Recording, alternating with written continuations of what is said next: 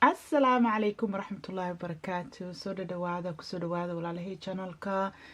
Waa idin xiisay channelka waxa waaye crafty hooyo mar hore noogu dambeysaan video soo dhajino iga raali noqda insha Allah 2020 haddaan bilaabeynaa waxaan ka bilaabeynaa DIY gaaneeto geedkaaneeto dollar store ka soo qaaday aadka u qurux badan $50 aan kasoo bixiyay. Okay, waxa dhan aan isticmaalay actually dollar store ka yimaadeen Dollarama haddaa reer Canada tahay.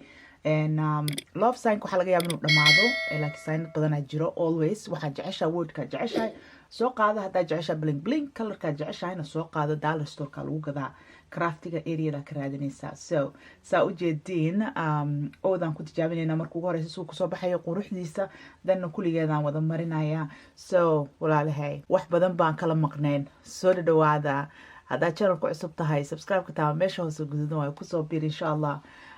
video shan idila share garanaya waxa waaye dhiirigelin waaye gurigaaga sa u sharaxan lahayd haddii aad waxyaalaha gacanta lagu sameeyo jeceshahay haddii kaleetaba waxa waaye wax aad hore u haysatay ayaad waxa ku sameyn kartaa kala bedel. Okay, insha Allah videoyaal badan ayaan ku dhiirigelinaya channelka kaleeto Unique Hooyo haddaad ogeen linkiga hoose ku dhijinaya videoyaal badan oo craft asaga naftirkiisa saaray haddaadan hore u fiirsanin haddaa hore u fiirsatay walaalihii oo craft Unique Hooyo ku xiran soo dhawaada halkaan waxaan rabnaa inaan ku dhisameyno craftigii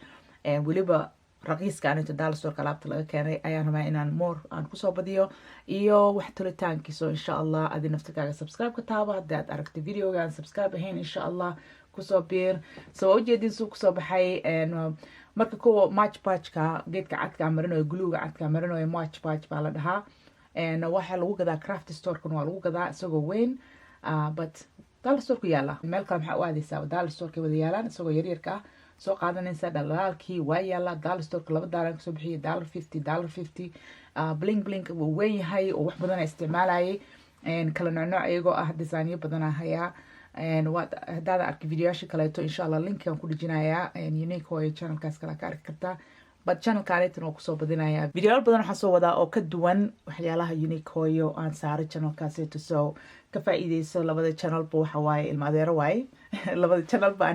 anigunba idiin soo bandhigayo labada channelba so ka faa'iideysta videoyaasha badankood aan idin kusoo dhajiyo waa ujeedaa miiskan quruxda badan saan u sameeyey